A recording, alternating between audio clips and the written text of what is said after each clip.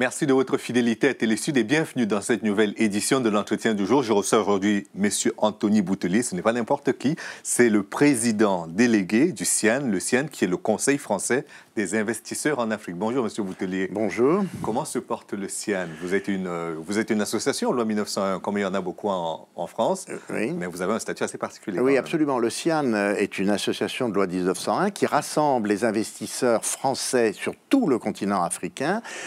On rentre au CIAN sur un double parrainage. Nous faisons très attention à qui adhère au CIAN.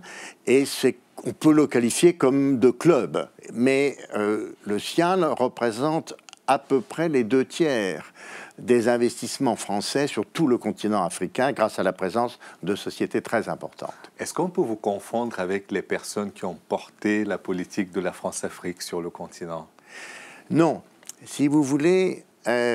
il faut faire très attention. La France-Afrique a eu sa raison d'être pendant la guerre froide. Il ne faut pas oublier que c'était une vraie guerre. Et y compris économique. Oui, et économique, n'est-ce pas?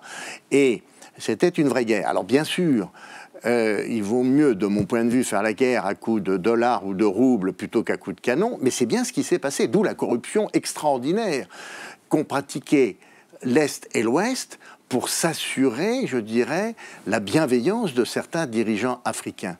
Mais cette guerre qui, côté français, a été portée par Foccart, qui ne s'est pas enrichi, hein, on n'a jamais parlé de prévarication au niveau de Jacques Foccart, a permis à la France et à une partie de l'Occident de conserver les matières premières, le pétrole, des zones d'influence diplomatique également. Absolument, tout ça a été lié. Économique. Bien sûr. Et donc, les sociétés françaises ont joué le jeu, je dirais, de la France-Afrique à ce moment-là. Il ne faut pas le nier. Ensuite, il y a eu des dérives, notamment, on pense tous à l'affaire Elf. C'est-à-dire que ce qui avait été une nécessité jusqu'à la chute du mur de Berlin, ensuite, ce réseau a été utilisé à des fins, je dirais, souvent presque délictuelles. Mais bon, je pense que maintenant c'est terminé. Mais il faut bien comprendre qu'il y a une coupure. Parce que quand on a entendu les déclarations d'un porteur de valises récent qui ne vous ont probablement pas échappé, est-ce que vous pensez qu'on a véritablement assaini ce type de rapport à la fois en Afrique et en France? Puisque apparemment en France ça s'est arrêté avec Nicolas Sarkozy, mais est-ce qu'en Afrique ça s'est arrêté avec les présidents actuels? Alors, d'abord, je précise que je n'ai jamais pratiqué l'homme dont vous parlez, pour que les choses soient très claires. Le CIAN n'a jamais rien eu à faire avec ces personnages, que nous critiquions beaucoup, parce qu'ils donnaient une mauvaise image de l'intervention française en Afrique, et vous le savez, le Quai d'Orsay et les instances officielles étaient assez furieuses de voir ces gens qui, en réalité, se prêtaient beaucoup d'influence, mais qu'ils n'avaient pas. Hein, soyons clairs. Bon. Alors, donc ça, je crois qu'il faut le dire très clairement. Et c'est sûr que la disparition de ces gens pseudo-intermédiaires, qu'on trouve d'ailleurs dans tous les pays du monde, hein, marque quand même une étape importante. Et la fin d'un système. Tout à fait. Et s'il faut être tout à fait honnête, il faut dire qu'au sein du CIAN, il y a une commission anticorruption qui absolument, existe. Absolument. Il y a une commission anticorruption, d'ailleurs, qui a publié ce manuel, Résister aux sollicitations indues dans le domaine fiscal et douanier, parce que la corruption tue le développement économique. Il faut être tout à fait clair. La corruption, il y en a partout dans le monde, y compris en France. Hein. Donc, nous ne faisons pas d'angélisme, mais il faut savoir aussi que la corruption africaine a ceci de particulier, c'est que les fruits de la corruption sortent d'Afrique. Bon, moi j'ai vécu une douzaine d'années en Asie-Pacifique, et la différence entre la corruption asiatique et la corruption africaine, c'est que les gens qui étaient corrompus en Asie réinvestissaient dans leur propre pays. Un peu comme chez nous, sous l'Ancien Régime. Par exemple, que Vaux-le-Vicomte ait été construit par Louis XIV ou par Fouquet, qui avait, pardonnez-moi l'expression, piqué dans la caisse, ça n'a pas d'importance. C'est resté dans le patrimoine français. Malheureusement, la corruption africaine donne le résultat suivant, c'est que l'argent détourné sort d'Afrique, cet argent qui va dans des immeubles divers et variés. Pour résumer, la corruption, c'est comme un poison.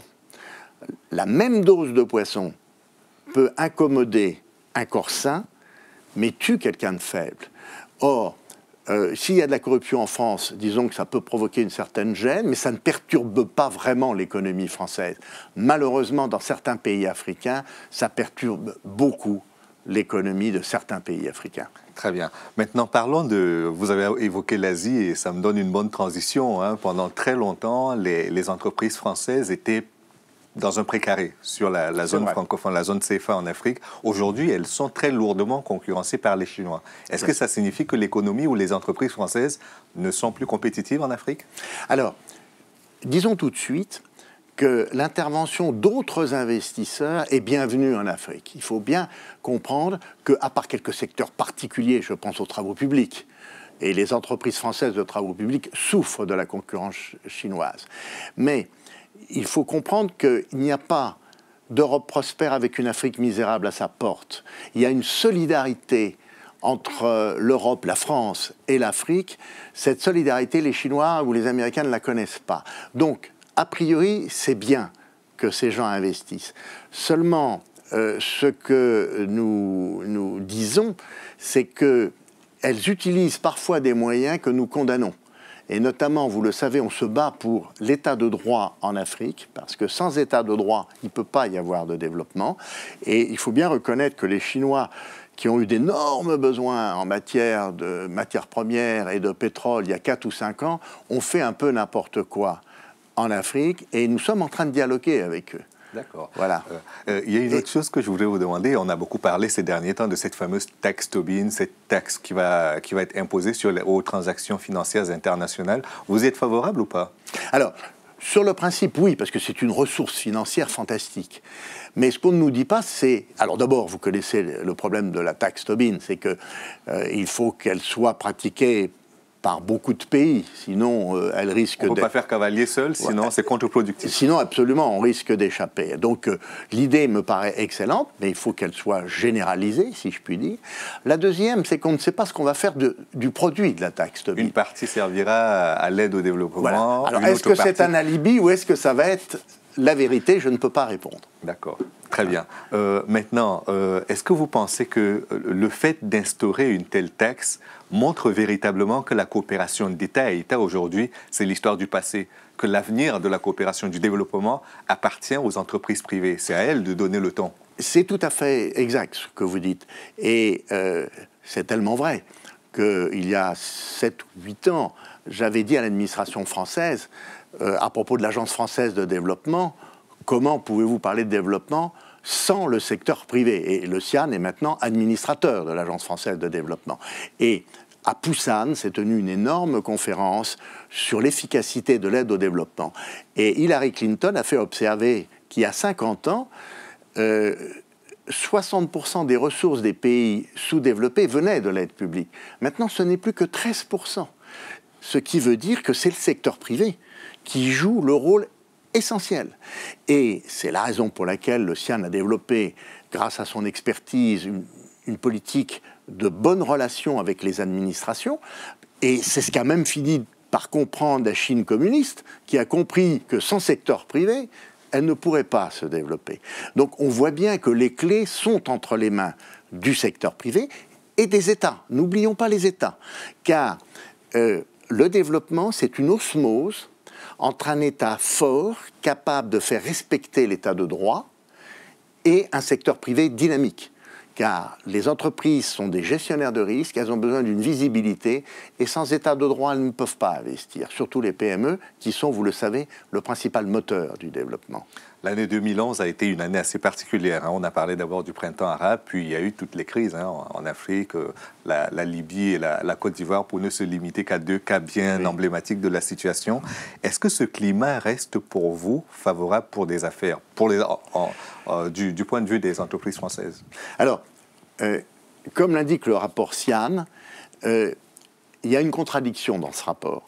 C'est que les résultats des entreprises françaises sur le continent africain, globalement, ces résultats sont excellents. Mais quand on les interroge sur l'environnement des affaires, on s'aperçoit que l'environnement des affaires se dégrade. Et c'est la conséquence de ce que vous venez d'évoquer.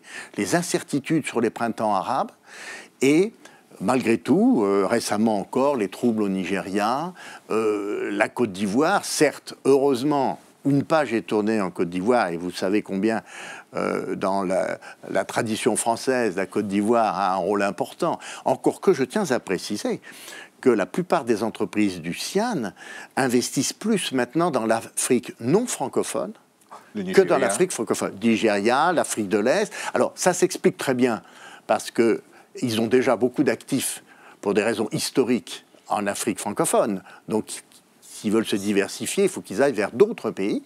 Mais c'est vrai que les troubles qu'ont connus des pays comme le Nigeria, la situation en Somalie, certaines incertitudes en Afrique du Sud qui jouent un rôle majeur en Afrique, font que les gens sont plus craintifs. D'accord.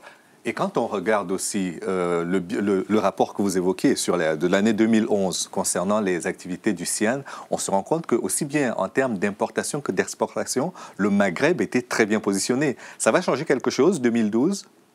Alors, à la suite de ce fameux printemps arabe, justement. Alors, sur un plan strictement statistique, à partir du moment où ce printemps arabe a perturbé les activités économiques du Maghreb, il est probable que les exportations françaises ou les importations venant de ce pays vont probablement diminuer en 2012. Ça, c'est assez évident. Et à qui ça profitera? Parce que je vois aussi de l'autre côté sur les projections que le Gabon, le Ghana, par exemple, vont probablement accueillir davantage d'investissements français. C'est selon le rapport du CIAN. Oui. Alors, je n'irai pas jusque-là. C'est-à-dire que il n'y a pas opposition entre l'Afrique subsaharienne et l'Afrique du Nord. L'Afrique du Nord, vous le savez, a jusqu'à maintenant, à l'exception du Maroc qui est en train de changer, un tropisme méditerranéen et européen très fort. Il faut dire les choses comme elles sont.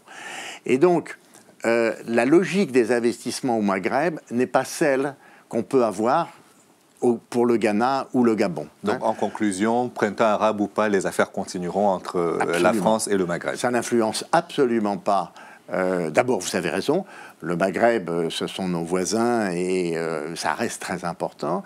Et l'Afrique subsaharienne appartient à une autre logique, c'est-à-dire qu'à partir du moment où ces pays se développent, où ils accueillent beaucoup d'investissements d'autres pays, je pense au Brésil, enfin les BRICS, hein, ce qu'on appelle le Brésil, l'Inde et la Chine, cela crée des opportunités. Ainsi que l'Afrique du Sud, oui. Oui, et puis aussi, ça crée des opportunités.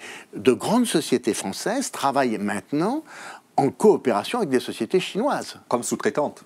Oui, exactement, comme sous-traitante, vous avez raison. Hein, je connais une grande société qui fait construire ses usines par les Chinois. Merci beaucoup, monsieur Anthony Boutellier. Je rappelle que vous êtes le président délégué du CIAN, qui est le Conseil français des investisseurs en Afrique noire, et que vous étiez notre invité. Nous aurions pu prolonger, hein. Malheureusement, le temps nous prend à la gorge. Merci de votre accueil et de cet entretien. Merci beaucoup, et merci à vous d'avoir suivi cette émission jusqu'à son terme. Rendez-vous demain pour une autre édition de l'Entretien du jour. À bientôt.